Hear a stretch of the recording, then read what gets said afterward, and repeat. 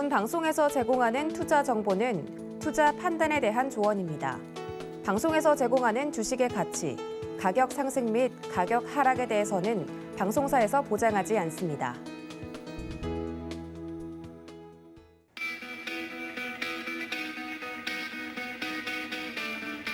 안녕하십니까. 고수익 작전 타임 진행의 도지은입니다. 간밤에 뉴욕 증시는 한마디로 롤러코스터 장세였습니다. 소폭 상승하면서 마무리가 되기는 했지만 일단 하락세가 일시 정지됐다라는 부분에서 긍정적인 포인트를 잡을 수 있는 한편 인플레이션에 대한 우려를 불식시키기엔 아직도 이 경제 지표들이 어딘가 성에 차지 않는 부분들이 있습니다. 걱정이 거치지 않은 상황 속에서 오늘은 또 어떻게 이 글로벌 이슈들을 국내 증시가 소화해낼지 체크 포인트 잡아보면서 장전 전략 세워봐야 될 것 같은데요. 저희와 함께 하시면서 1시간 동안 포트폴리오 전략 구성해 보시기를 바랍니다. 자, 그렇다면 뉴욕 증시 마감 상황 간단하게 전달을 좀 해드렸는데 자세한 글로벌 이슈부터 짚어보도록 하겠습니다. 첫 번째 도움 말씀에 브레인 코리인베스트 신승용 대표님 화상으로 연결해 보도록 하겠습니다. 대표님 안녕하십니까? 네, 안녕하십니까. 네, 반갑습니다. 뉴욕 증시 분위기를 살짝 전달을 좀 해드렸는데 첫 번째 이슈부터 바로 좀 가보자면 어제 CPI에 이어서 이 PPI 지수가 또 발표가 됐습니다만 인플레이션에 대한 우려를 다 걷어내기엔 좀 아쉬웠다 평가가 나오고 있습니다. 자세한 내용 전달해 주신다고요? 네네, 말씀하셨던 대로 그 전일 소비자 물가 지표 발표에 이어서 어젯밤에는 생산자 물가 지표가 발표가 됐습니다. 일단 생산자 물가 지표는 바로 한 1, 2개월 이후에 소비자 물가 지수에 반영이 된다라는 부분 꼭 생각을 해두시면서 일부러 미국도 사실은 생산자 물가 지표를 먼저 발표하고 소비자 물가를 발표해야 하는 게 맞는 것 같은데 일부러 시장의 혼란, 다소간의 시장의 어떤 그 시그널을 조금 좀 차단하기 위해서 일부러 소비자 물가 지표를 하루 먼저 발표를 하고 생산자 물가를 하루 있다가 나중에 발표를 한다라는 부분, 그 배경 고민을 좀 해보실 필요가 있어 보이고요. 이렇게 되면서 어제 이제 그 발표되었던 생산자 물가 지표, 일단은 뭐 두진 않고 말씀하셨다시피 인플레이션에 대한 불안감을 잠재우기에는 상당 부분 부족한 감이 있었다라는 점. 물론 전년 동기 대비해서 발표치가 그 전년 동기 대비 8.7% 상승으로 전망치였던 8.8% 그리고 지난달 7월달에 9.8%에 비해서는 상당 부분 감소하는 그런 모습, 좀 가라앉는 그런 모습이었지만 그렇지만 이제 그 전월 대비해서는 전망치와 그다음에 어떤 지금 현재 그 발표된 수치에서 그렇게 큰 차이가 나지 않아서 일단 시장은 생산자 물가 지표, 물론 이제 그 다음 달이나 다다음 달 정도 이런 지표를 중심으로 해서 조금은 좀 소비자 물가 지표가 가라앉을 것으로 전망은 되고는 있습니다만은 그럼에도 불구하고 여전히 바로 코앞에 닥쳐 있는 9월 FOMC 이때 과연 어떤 얘기가 될 것인가라는 우려감 때문에 여전히 미국 시장 상승 마감을 하긴 했었습니다만은 그렇게 큰 폭의 반등이 아닌 다소간 좀 지난 엊그저께 폭락장에서 조금은 좀 심리가 가라앉아가는 심리가 좀 안정을 찾아가는 그런 분위기가 아니었나라는 생각입니다. 방금 말씀드렸다시피 엊그저께 실질적으로 미국 폭락장이 나타났었죠. 그 폭락장은 8월 소비자 물가 때문이었는데요.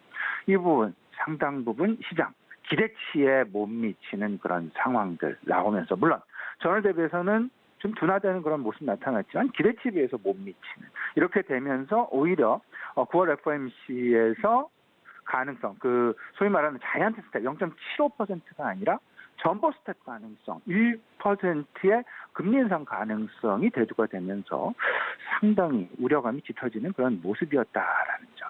우리가 이런 부분들을 좀 생각을 해봐야 될 것 같습니다. 얼마 전에 있었던 이제 그 지난주였죠. 미국의 베이지북에서 어떤 부분을 발표했나. 베이지북 단기적이 아니라 조금 좀 중장기 쪽을 발표를 하고 그다음에 현재 경제 상황을 좀 짚어보는 지금 총망라가 되어 있는 정리가 잘 되어 있는 그런 부분이다라고 보셔야 되는데 그 부분 다시 한번 좀 기억을 해보시면 경제 성장은 여전히 약하다라는 이야기가 중심이었습니다. 높은 물가 수준도 지속되고 있다라는 이야기. 여기서 중요한 것. 식음료와 집 가격, 렌트 가격이 올랐기 때문에 내구 소비재보다는 필수 소비재 쪽으로 가처분 소득이 상대적으로 줄어들다 보니까 필수 소비재에 많이 소비가 될 가능성이 높다. 이동하고 있다라는 이야기. 근데 우리가 눈여겨봐야 될 부분 분명히 있습니다. 고용 시장은 여전히 긍정적이다라는 나름 그래도 그 기대할 부분이 있다라고 이야기를 했고요. 이렇게 되면서 인플레이션에 대한 압박은 최소한 연말까지는 지속될 것이다라는 이야기를 베이지복에서 했다라는 점. 이런 부분들이 최근 발표되고 있는 미국의 소비자 물가 지수나 아니면 생산자 물가 지수 고스란히 반영이 되고 있다라는 점. 이런 그림들을 미리 힌트를 지금 시장에서 주고 있으니까요. 이런 부분들 잘 좀 생각해 보시면 곱씹어 보시면 우리 시청자 여러분들도 크게 흔들리지 않는 나의 투자 심리, 투심을 유지해 나가실 수 있지 않나 생각이 됩니다. 네, 지금 이럴 때야말로 이 심리적인 부분을 더 잘 다스려야 될 때일 것 같은데 대표님의 말씀이 좀 와 닿습니다. 그러면 이런 CPI, PPI 지수가 발표가 됨과 동시에 9월에 있을 FOMC 회의에 대한 이야기들도 덩달아 좀 나오고 있는데요. 지금 뭐 빅스텝 이야기는 싹 들어갔고 자이언트 스텝을 넘어서 울트라 스텝 가능성까지 제기가 되고 있는 상황입니다. 금리 인상 속도 가속화되겠죠, 대표님? 네, 이 부분은 일단 잭슨홀 미팅에서 파월 의장이 제시를 했습니다. 방향성을 명확하게. 그 전 6월, 7월과는 사뭇 다른, 상당히 좀 온건한 매파, 그동안 온건한 매파였다라면 조금은 더 강력한 매파 성향으로 좀 바뀌었다라는 부분. 그렇기 때문에 시장은 바짝 긴장하고 있는 모습이다라고 보셔야 될 것 같고, 그래서 분명한 것 있습니다. 미 연준이 지금 추구하고 있는 최대 목표, 인플레이션 진정이다라는 점. 다들 기억하시죠? 미 연준의 인플레이션 목표치 연간 2%입니다. 지금 8%가 넘어 있는 그런 상황이죠.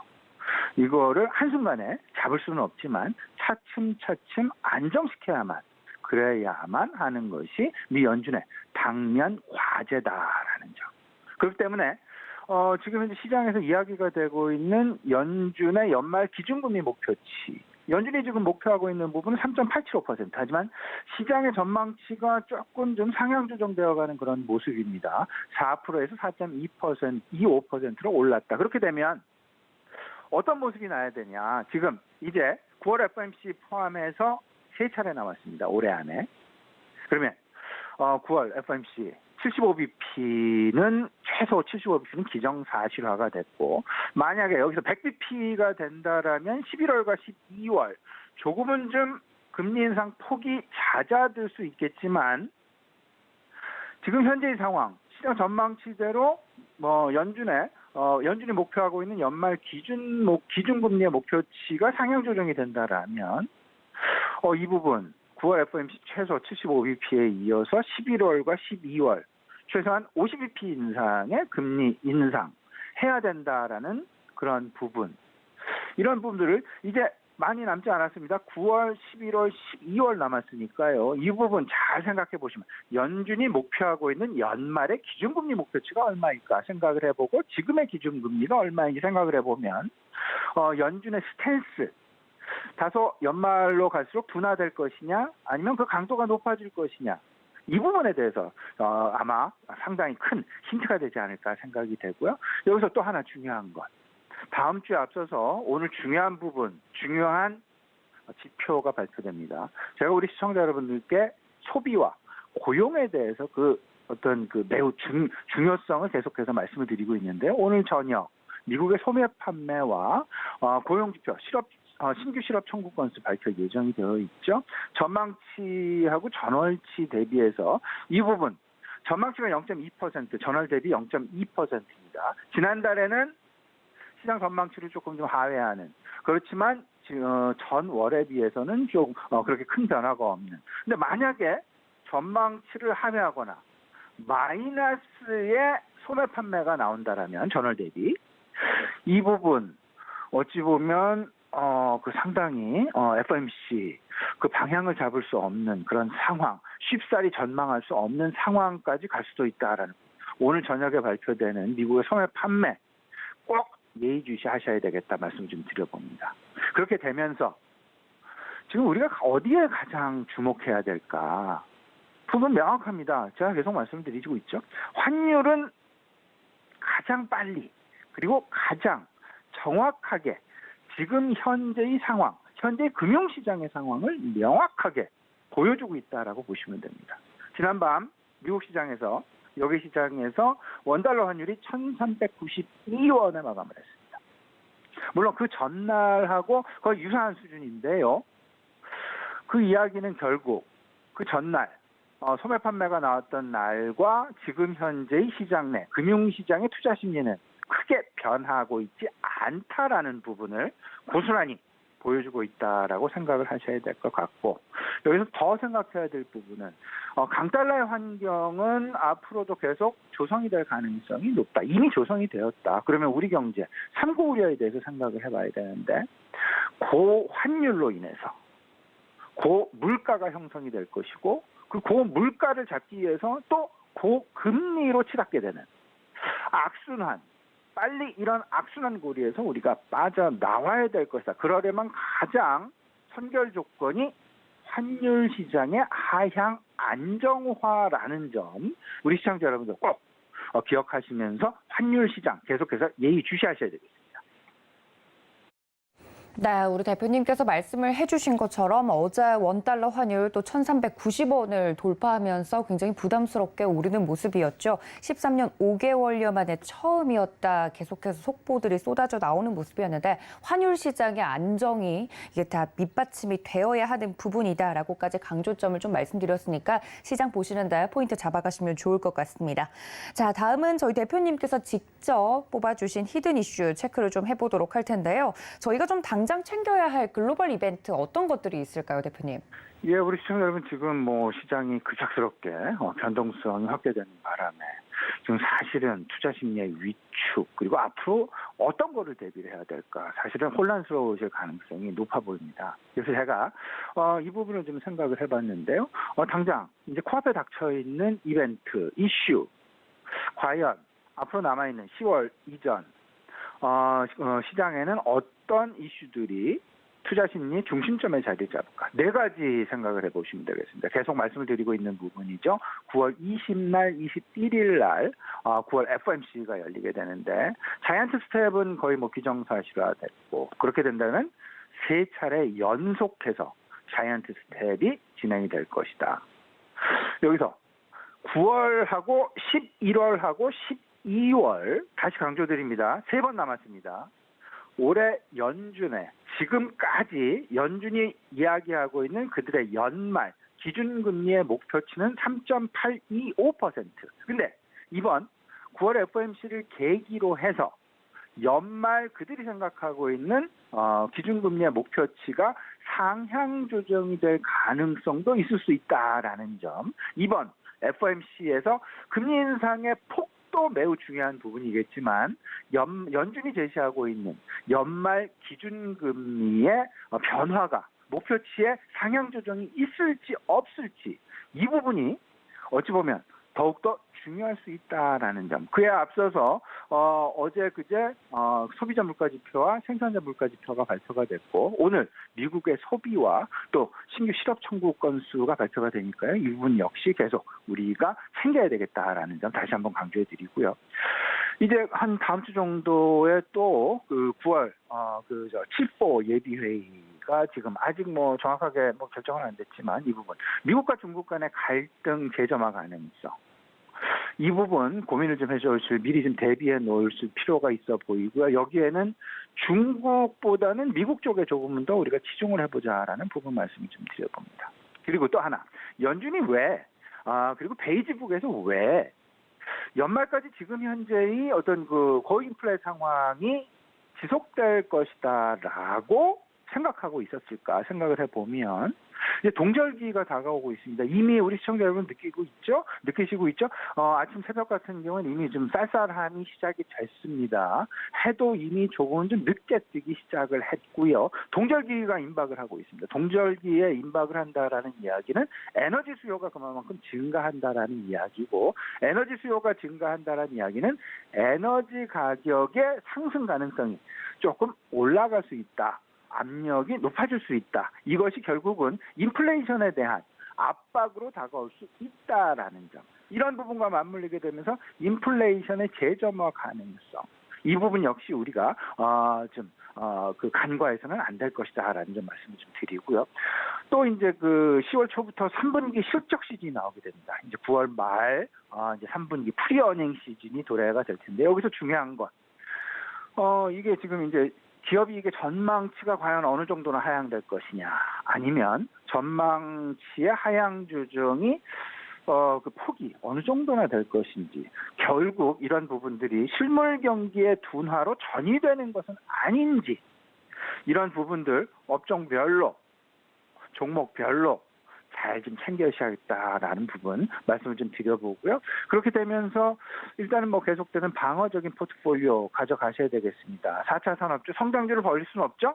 하지만 성장주 중에서 성장기에 지금 이제 태동하고 있는 4차 산업이 아니라 이미 태동이 되었고 확실하게 성장기로 들어가 있는 그런 4차 산업주를 내 포트폴리오에 가져가야 될 것이고, 모멘텀은 지금은 배제하셔야 됩니다. 일단은 안정성장이 최우선이다라는 부분 말씀을 좀 드려보고요.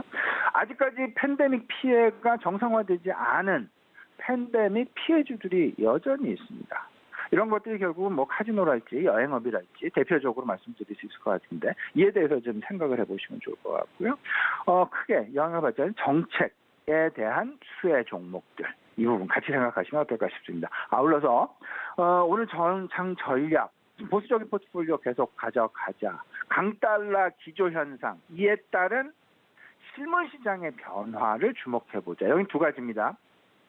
환율이 변하다 보니까 미국 소비자들의 구매력이 상승을 합니다. 미국 달러화가 예전 달러 인덱스 90포인트 시절에 90포인트 시절에 이었다라면 지금은 110포인트 시절입니다. 그럼 그들이 살 수 있는 1달러를 가지고 살 수 있는 어떤 그 구매력이 과거 대비해서 20% 이상 상승했다라는 그런 이야기가 되겠습니다. 소비 행태가 변화하고 있다라는 부분 잘 생각을 해보시고요. 이러다 보니까 미국의 무역 적자가 줄고 있다라는 부분 상당히 우리가 주목을 하셔야 됩니다. 미국의 무역 적자 4개월 연속 감소하고 있는 반면에 우리나라의 무역 적자는 사상 최대를 기록했다. 이런 아이러니한 현상들이 환율 시장으로 인해서 발생하고 있다라는 부분, 우리에게 분명히 던지는 시사점이 있다라는 점 명확하게 생각을 해보시면서 전체적인 포트폴리오 구성 좀 참조하셨으면 좋겠습니다. 네, 주요한 글로벌 이벤트와 더불어서 오늘장 작전까지 녹여서 이야기를 해드렸습니다. 지금까지 브레인 코리아 인베스트 신승용 대표님과 함께했습니다. 대표님 고맙습니다. 네, 이렇게 글로벌 이슈들 챙겨봤습니다. 자세한 국내 증시와 관련된 이슈들도 짚어봐야 될 것 같은데요. 메리츠증권의 황현수 차장님과 연결해 봅니다. 차장님, 안녕하십니까? 네, 안녕하세요. 네, 반갑습니다. 국내 증시 작전 세워보도록 할 텐데 일단 어제 마감이 된 우리 증시부터 좀 정리를 해봐야 될 것 같습니다. 보통은 미국 증시가 감기에 걸리면 국내 증시는 독감에 걸린다. 이게 보통 저희가 알고 있었던 상식인데 요즘엔 글로벌 증시 대비 국내 증시가 좀 잘 버텨주고 있는 것 같은 느낌입니다. 어제 우리 증시 어떤 포인트 짚어볼 수 있을까요? 우선 전일 미국의 8월 CPI가 예상치를 상회하는 데이터를 발표를 하면서 긴축 강화에 대한 우려감이 전반적인 자산 시장을 조금 끌어내리는 영향을 미쳤습니다. 말씀해주신 대로 국내 증시 역시 코스피 같은 경우 2%대 하락 출발을 했지만 낙폭을 1% 넘게 축소하는 모습을 보여줬었는데요. 성장주의 낙폭이 큰 가운데 2차 전지, 그리고 자동차, 음식료, 여행, 항공 섹터가 양호한 흐름을 보여주는 상황이었습니다. 또한 그 서비스 물가가 굉장히 높게 나타나면서 긴축에 대한 눈높이가 상승하는 모습이었는데요.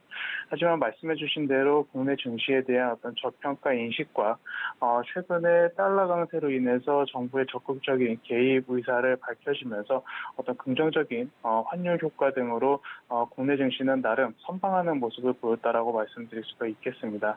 환율이 달러 강세가 계속해서 나타나는 가운데 이로 인해서 오히려 수혜를 볼 수 있는 업종들 그리고 국내 증시가 저평가됐다는 인식이 전일의 그 하락을 만회하는 어느 정도 조금 방어하는 그런 역할을 했다 이렇게 보시면 될 것 같습니다. 네, 글로벌 증시 대비 선방하고 있는 국내 증시 어제 상황도 정리를 해드렸습니다. 그렇다면 본격적으로 이슈 분석에 좀 들어가 보도록 할 텐데요. 미국에서 이 반도체, 전기차에 이어서 바이오, 즉 생명공학 분야 역시 미국 내 생산을 장려하는 행정명령이 발동됐다. 이슈들이 계속 쏟아져 나오고 있습니다.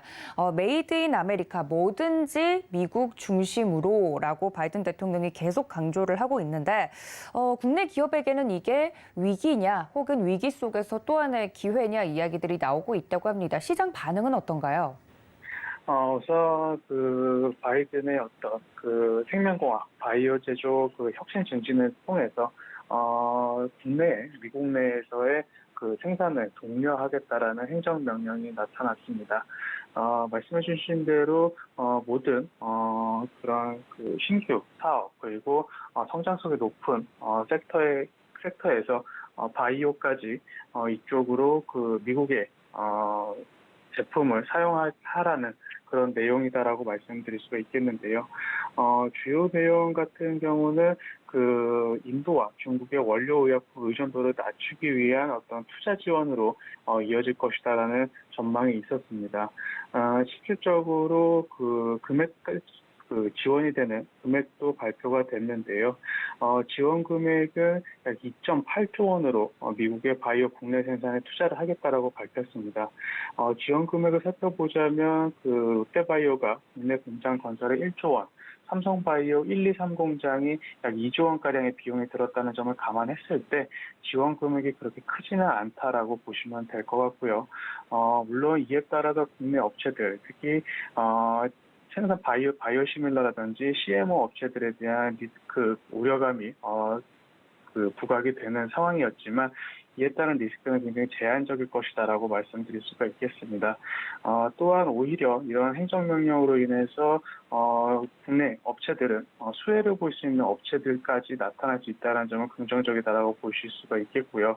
일부 업체, 특히 SK 같은 경우는 그 미국과 유럽의 그 화학의약품과 바이오의약품 CMO 전문 자회사 그를 SK가 보유하고 있기 때문에 이번 행정명령을 통해서 SK 같은 경우는 오히려 수혜를 볼 수 있는 상황이다라고 보시면 될 것 같습니다.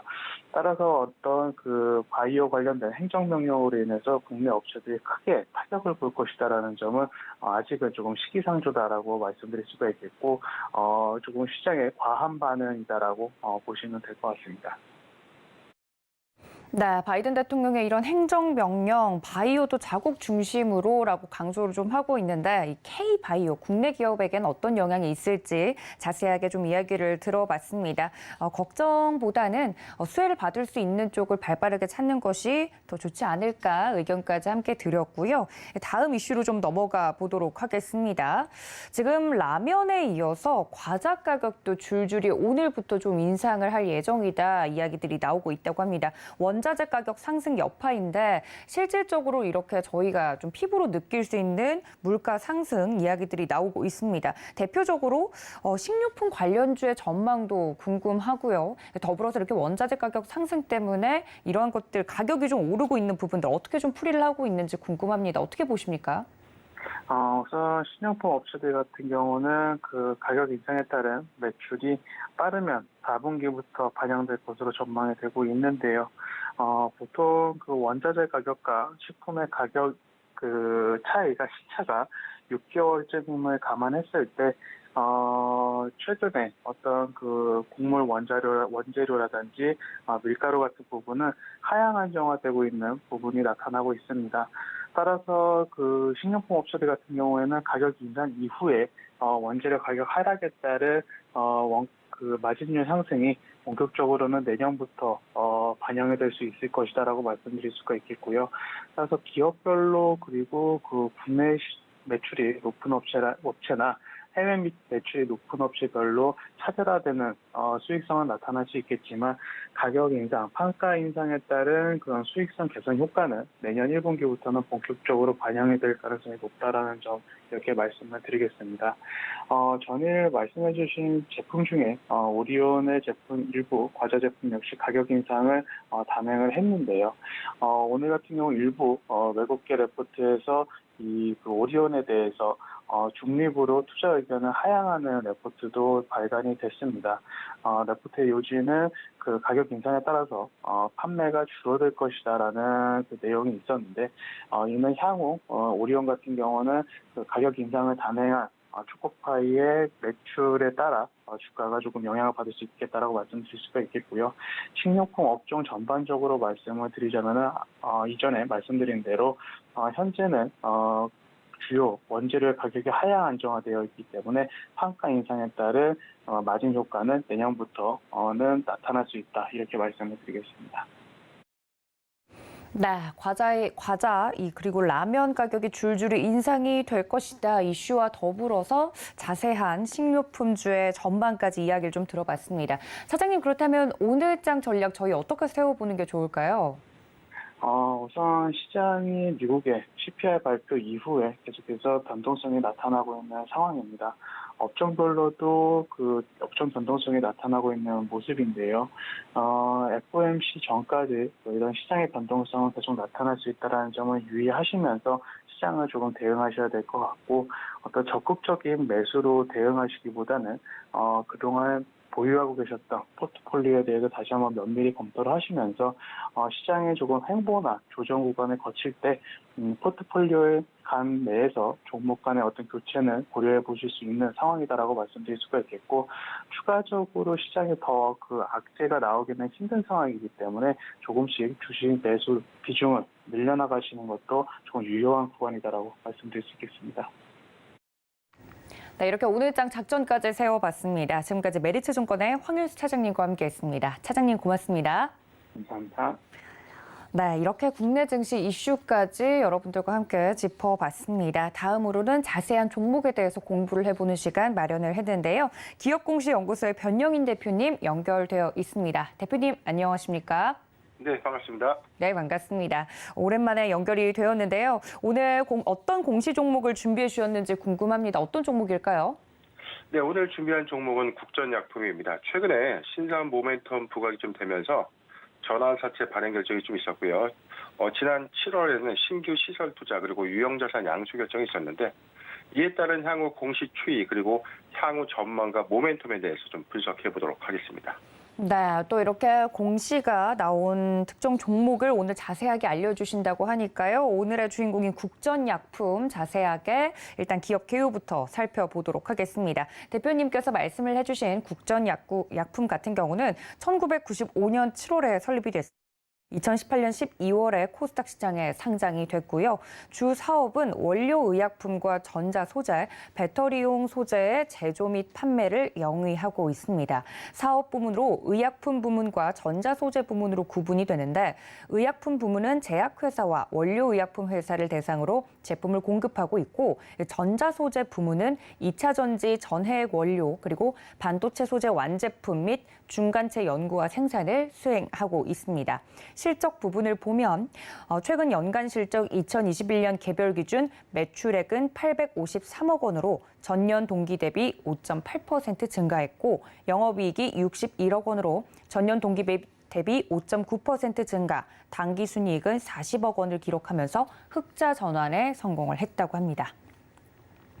네, 이렇게 크게 두 가지 부분으로 나누어져 있는 기업이네요. 전환사채와 관련된 공시 자세하게 살펴주신다고 하셨는데 어떤 포인트부터 짚어볼까요?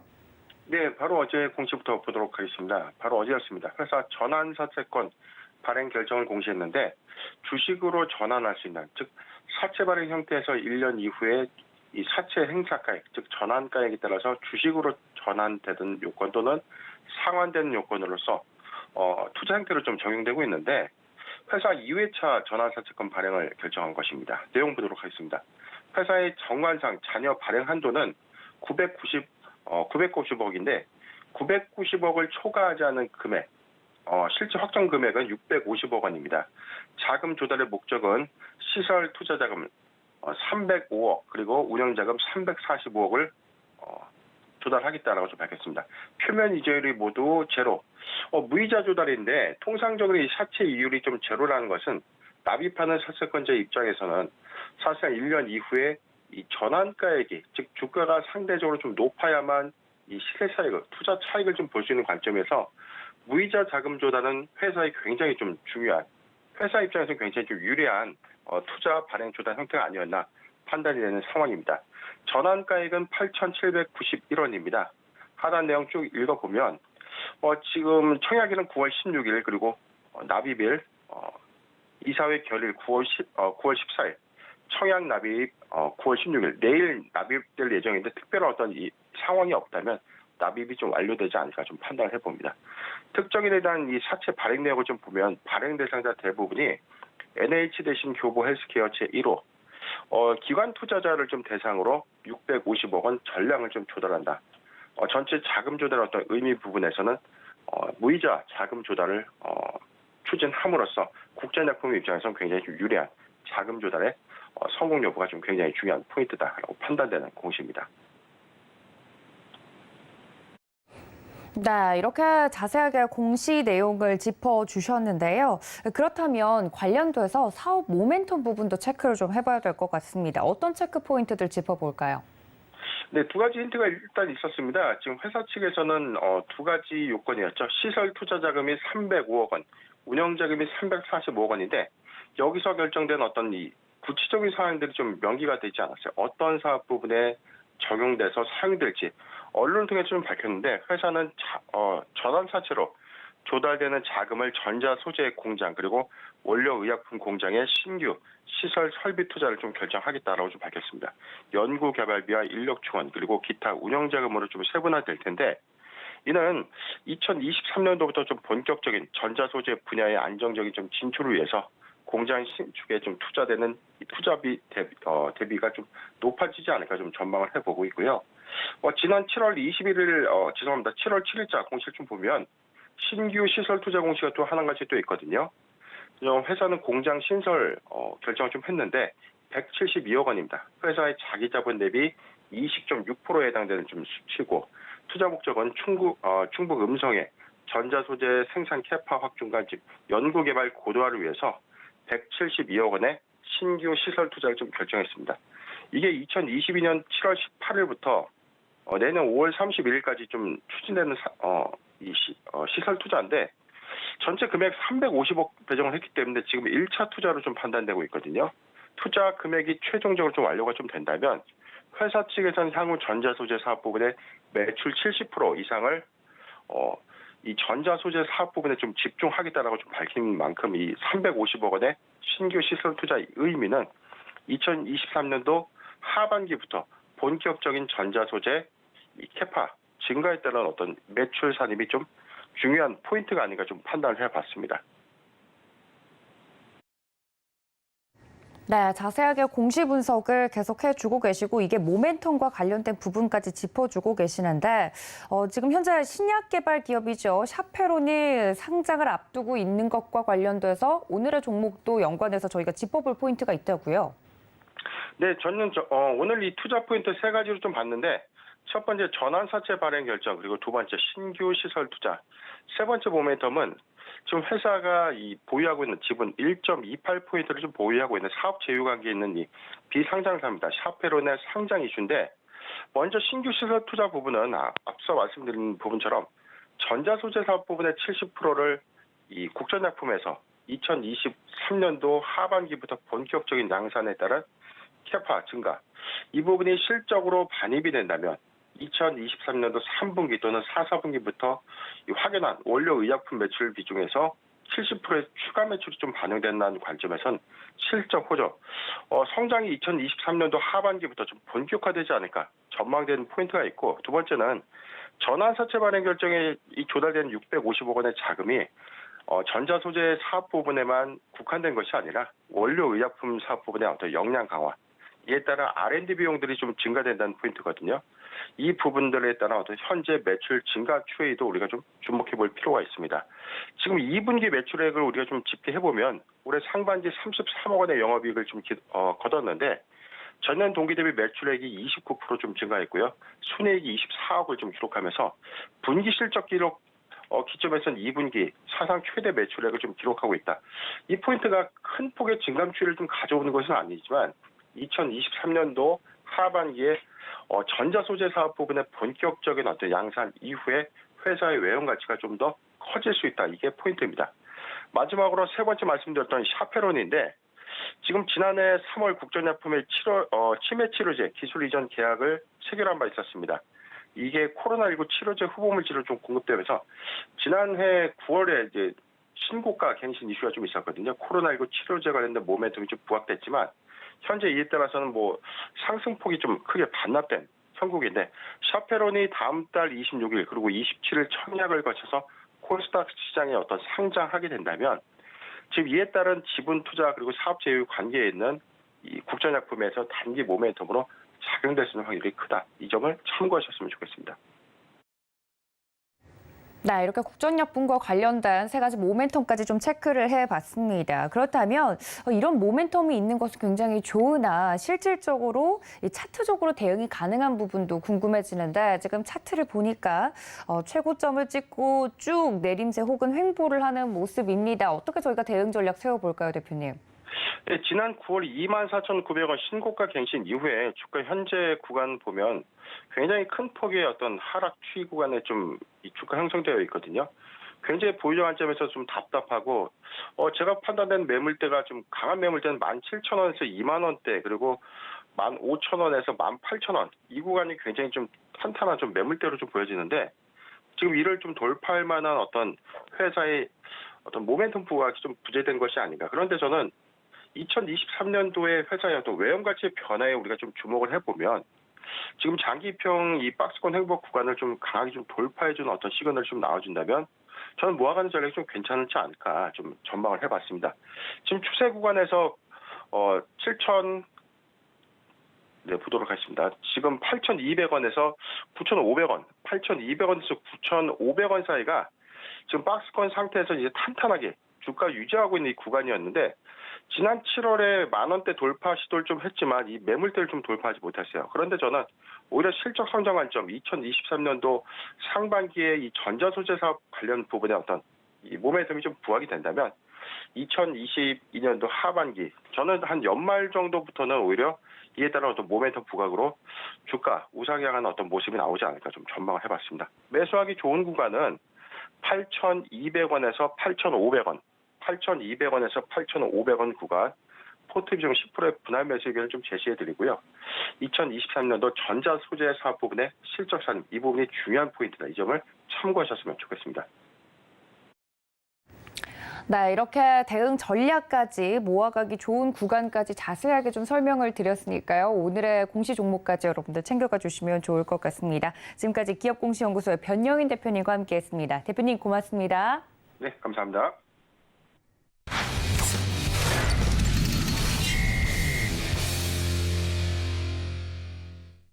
네, 오늘 장에서 저희가 눈여겨보면 좋을 만한 종목에 대한 이야기 이어가 보도록 하겠습니다. 오늘 도움 말씀에 훈훈한 주식 김지훈 대표님과 연결이 되어 있습니다. 대표님, 안녕하십니까? 안녕하세요. 네, 반갑습니다. 이 시장과 더불어서 오늘 첫 번째 이야기를 좀 나누어 볼 텐데, 간밤에 뉴욕 증시 이야기를 안 할 수가 없습니다. 이렇게 글로벌 시장 대비 최근 국내 증시 계속 선방하고 있다 평가들이 나오고 있는데 어떤 포인트부터 짚어볼까요? 네, 지난 6월달 소비자 물가지수 9.1% 발표만큼 부정적인 영향으로 투자자들 패닉을 유도한 것 같습니다. 어제는 나스닥이 5.5% 이상 급락하면서 국내 시장에 나스닥 5% 반영한 거에 비해서는 국내 시장 상당히 선방했다고 보고 있고요. 무엇보다 이제 가격 변동성이 큰 식품이나 에너지를 제외하고 핵심 소비자 물가 지수가 오히려 5.9%에서 6.3% 증가하면서 소비자 물가 지수의 구성의 3분의 1 이상을 차지하는 주거비가 6.2% 상승했다는 점이 생각보다 좀 더 강력하게 연준의 긴축 조치에 대한 우려로 투자 심리가 악화된 부분이 있는 것 같습니다.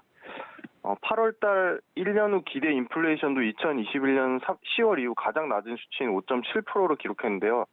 7월 달에 6.2%, 6월 달에 6.8%에 비해서 상당히 낮은 수치를 기록하였습니다. 2년물 국채금리 또한 3.754%로 07년 이후로 가장 최고치를 기록하였습니다. 달러 인덱스까지도 다시 110선까지 상승하면서 타 국가 중앙은행 대비 이미 강한 공격적 긴축 해보는 이미 시장에 알려진 사실로 보고 있고요. 9월 달부터 이미 양적 긴축 규모도 950억 달러까지 확대한 상황입니다. 100bp 인상 가능성을 매우 낮게 봤는데 100bp 인상 가능성이 새롭게 부각되면서 시장이 좀 우려로 작용한 것 같고요. 기술주 위주의 낙폭이 확대됐습니다. 달러 원달러 환율도 장중 18원 이상 오르면서 1,390원을 기록하면서 13년 만에 처음으로 1,390원을 돌파했습니다. 6월 증시 저점 당시에 2년물 국채금리가 3.5% 수준인데 지금 시장은 이제 기준금리 4%에 대한 가격까지 이미 반영하고 있는 상황이라 새로운 뉴스는 없습니다. 2년물 국채금리가 시장의 예상대로 만약에 4%를 도달하면 얼마나 빨리 하락한 여부가 중요한 상황이 되겠습니다. 물가 수준이 8% 이상을 하회한다면 달러 강세는 진정될 것으로 보이고요. 매크로 변수보다는 무엇보다 기업의 영업이익 훼손 우려가 상당히 큰데 이미 PER의 큰 폭의 할인을 통해서 상당 부분 기업 영업이익 훼손 우려는 선반영되어 있다고 보고 있습니다. 네, 이런 시장 흐름 속에서 저희가 오늘 첫 번째 특징적인 종목으로 어떤 종목을 좀 살펴보면 좋을까요? 네, 기업의 영업이익 훼손 우려에 대해서 말씀드렸었는데요. 상당 부분 PER의 반영을 통해서 영업이익 훼손이 이미 반영됐는데 오히려 영업이익 훼손되지 않고 영업이익 상승하는 업종이 헬스케어 업종입니다. 그중에 헬스케어 같은 경우는 장기간 동안 눌려있는 종목들이 많은데요. 눌림목을 준 구간들이 많은데 클래시스가 대표적인 기업이라고 볼 수 있겠습니다. 클래시스는 이제 병의원용 미용 의료기기 약 3년간 23% 꾸준히 계속 성장을 하고 있고요. 두 번째는 이제 에스테틱 샵에 들어가는 미용 의료기기 클루덤이란 브랜드로 3년간 약 12% 계속 꾸준히 성장하였습니다. 마지막으로 이제 개인용 뷰티 디바이스 화장품 사업까지 해서 스캐덤이란 브랜드로 3년간 약 5% 정도 성장했고 제품의 브랜드는 전체적으로는 3년간 꾸준히 한 20% 정도 선에서 성장을 하고 있습니다. 그리고 소모품 매출인데요. 소모품 매출이 전체 매출의 한 절반을 차지하는데 소모품 매출 역시도 3년간 42% 꾸준히 성장하고 있습니다. 특징적인 부분은 전체 매출의 70%가 수출에서 차지하고 있고요. 브라질이 약 20%를 차지할 정도로 가장 큰 수출국입니다. 최대 주주가 이제 개인 정성재에서 베인캐피탈로 바뀌면서 이 베인캐피탈이 예전 휴젤의 그 중국 진출을 도우면서 중장기적으로 미국과 중국 시장에 본격 진입을 기대를 하고 있고요. 가장 큰 수출의 비중을 차지하는 브라질이 3년간 50% 넘게 성장하면서 브라질에 대한 기대감도 크게 갖고 있습니다. 브라질 외에는 호주와 일본, 러시아, 태국, 인도네시아, 대만까지 수출국이 60개국 이상으로 다변화되고 있습니다. 7년 만에 슈링크를 업그레이드한 신제품 슈링크 유니버스를 본격적으로 올해부터 판매를 하고 있고요. 목표는 기존 제품을 전부 교체하는 3,500대 시장을 예상을 하고 있는데 올해 판매량만 약 1,300대를 예상을 하고 있습니다. 그리고 후속 제품 레이저나 IPL의 깊은 부위의 에너지를 전달 못하는 단점을 보완하고 콜라겐 재생이 용이한 이 볼유머란 신제품이 8월 초에 식약처를 허가를 획득하고 4분기에 판매를 기대하고 있습니다. 그래서 두 가지 신제품 볼유머와 슈링크 유니버스가 본격적으로 동시에 판매되는 2020년 상반기가 가장 매출 성장의 최고치를 찍을 것으로 예상을 하고 있습니다. 연간으로는 매출액이 꾸준히 40% 넘게 성장하고 있고요. 올해 40% 성장한 약 1,400억대를 예상을 하고 있고 영업이익 같은 경우는 30% 성장한 670억을 예상하고 있습니다. 무엇보다 이익률인데요. 이익률이 지금 49%로 제조업체에서 가장 높은 영업이익률을 자랑하고 있습니다. PER은 현재 주가가 많이 빠져서 16배 정도 수준이고요. 최근 한 달 동안 외국인이 계속 꾸준히 순매수 기조를 보여주고 있는데 외국인의 매수 평단가는 14,280원 정도 수준입니다.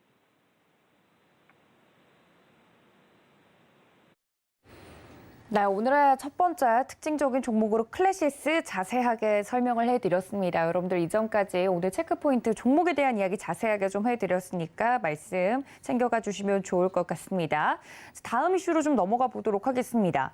5월 이후 시장에서 2달 연속 상승하는 섹터를 좀 찾기가 어려운 게 현실입니다. 시장의 주도주 언제쯤 나타날지 어느 쪽에서 저희가 길목에서 기다리면 좋을지 많은 분들이 궁금해하실 것 같은데 현재 시장에서 주도주 좀 기대해봐도 될까요, 대표님? 네, 맞습니다. 지금 시장의 주도주가 뚜렷하게 나오지 않는 이유는 기업 이익에 대한 기대치가 계속 낮아지고 이익의 가시성도 크게 높게 보고 있지 않기 때문입니다. 이익 모멘텀을 가진 종목보다 가격이 싸진 소외주가 다음 순환매 주식이 될 가능성으로 보고 있고요. 근 2달 동안 외국인과 기관 투자자들이 지속적으로 매도로 자금을 유출하고 주가가 하락하는 업종들이 대표적인 업종으로 IT 하드웨어, 커뮤니케이션, 금융, 헬스케어 업종이 키 맞추기 가능성으로 존재를 하고 있습니다. 지난주 특징적인 부분이 섹터에 대한 베팅보다는 종목에 대한 베팅이 초과 수익을 나타냈습니다. 예를 들어서 외국인이 액티브에서 전체적인 항공 방산 산업은 소폭 매수했지만 그 와중에 한국항공우주만 특별히 986, 약 1,000억 가까이 가장 많이 순매수를 했습니다. 산업재해는 전반적으로 772억을 매수했지만 산업재해 내에 개별 종목단에서는 특별히 매수가 보이지 않았습니다. 또 예를 들어 IT 섹터는 2,180억의 매도에 그쳤으나 삼성전자는 4,800억 넘게 매도를 하면서 섹터별 동조화가 매우 약화되고 철저한 종목 정세의 형태를 띠게 되었습니다. 최근의 주도주의 성격은 역시 태조 이방원으로 보고 있는데요. 태양광과 조선, 2차전지, 방산, 원자력이 시총 상위 종목 중에 시장보다 지속적으로 초과 상승이 나온 종목은 2차전지의 포스코케미칼, 삼성 SDI, LG 에너지 솔루션 정도가 유일하였습니다. 시장이 약할 때 아웃퍼폼하고 강할 때 시장보다 초과 상승이 나와야 되는데 그런 업종이 지금 없는 상황입니다. 주도주의 방향성은 최소한 3개월의 방향성을 유지해야 된다고 보고 있는데요. 현재로서는 태조 이방원 중에 3개월의 방향성을 유지하는 업종은 없었습니다. 올해 코스피가 12개월 선행 EPS 8월 중심 고점으로 계속 하락 중에 있고 순이익도 작년 176조 대비 하락한 170조를 기록하면서 아까 말씀드린 키 맞추기 가능성이 높은 IT 하드웨어나 커뮤니케이션, 금융, 헬스케어가 다음 순환매 주식이 될 가능성이 높다고 보고 있고요. 네 가지 방산, 태양광, 2차전지, 그다음에 원자력 업종 중에 원자력과 조선은 좀 숨고르기에 들어간 양상이고 방산과 태양광이 다음 순으로 숨고르기가 들어갈 것으로 예상을 하는데 그 이유는 원자력과 조선, 방산, 태양광이 모두 수주 베이스이기 때문입니다. 수주 모멘텀이 최근까지 이어져서 이 네 가지 업종에 대해서 상승폭과 기간이 월등했으나 상승세 연장을 위해서는 당연히 추가 수주가 필요한 부분입니다. 2차전지가 최근에 가장 주도권으로 잡아가는 이유는 연간 파생산업까지 같이 함께 성장하기 때문이고 성장성에 대한 방향성이 분명하기 때문입니다. 코스피 내 2차전지의 시가총액 비중도 매우 높아 2차전지 대형주 쪽에서도 수급 개선에 수혜를 받고 있는 모습으로 보고 있습니다.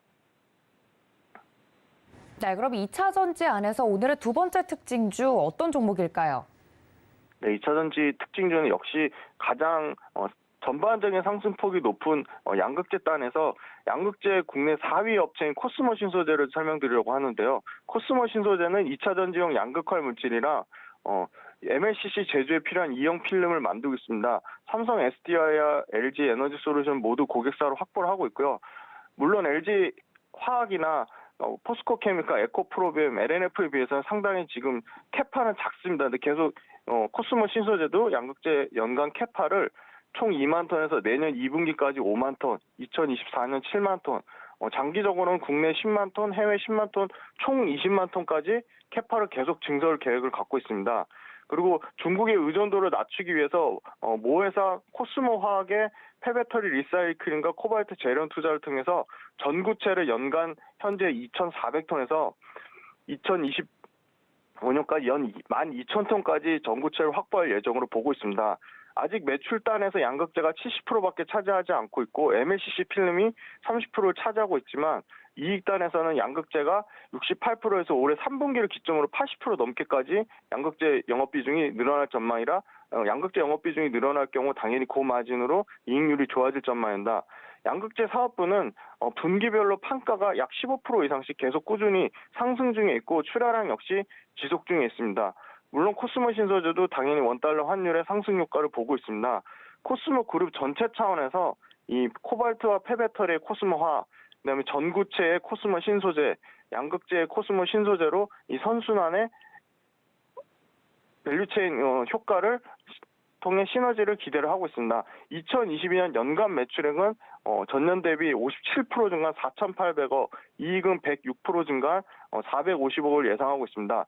PER이 단순 지금 현재 실적 기준으로 봤을 때는 60배이지만 2023년에 매출은 6,800억, 24년에 1조 828억, 그다음 영업이익단에서는 2023년에 612억, 2024년에 951억까지 계속 매출과 이익이 40%씩 늘어날 것으로 예상을 하고 있기 때문에 현재 기준에서는 PER 60배가 다소 비싸다고 볼 수 있지만 내년, 내후년까지 투자할 경우 대부분의 2차전지 소재 업체들이 2024년까지 밸류에이션을 땡겨오기 때문에 2024년 밸류에이션으로 봤을 때는 코스모 신소재도 26배까지 떨어집니다. 그래서 기관의 최근 한 달 동안 순매수를 보이면서 64,200원대를 매수했기 때문에 손절선을 아주 길게 잡아서 61선 근방까지는 추세가 깨지지 않는다고 보고 6만 원에서 6만 8천 원 구간에서는 충분히 분할 매수가 가능하다고 보고 있습니다. 네, 오늘의 두 번째 특징주 코스모 신소재까지 자세하게 가격 전략 이야기 들어봤습니다. 지금까지 훈훈한 주식의 김지윤 대표님과 함께 종목 이야기 나눠봤습니다. 대표님 고맙습니다. 네, 감사합니다. 네, 저희가 이렇게 장전 전략 모두 세워봤습니다. 장중에는 매매 시그널을 통해서 인사드릴 텐데요. 본 방송에서 제공해드린 정보는 투자 판단에 대한 조언일 뿐 해당 주식의 가치나 수익률을 보장하고 있지 않다는 점까지 알려드리면서 저는 잠시 뒤에 다시 인사드리겠습니다. 시청해주신 여러분 고맙습니다.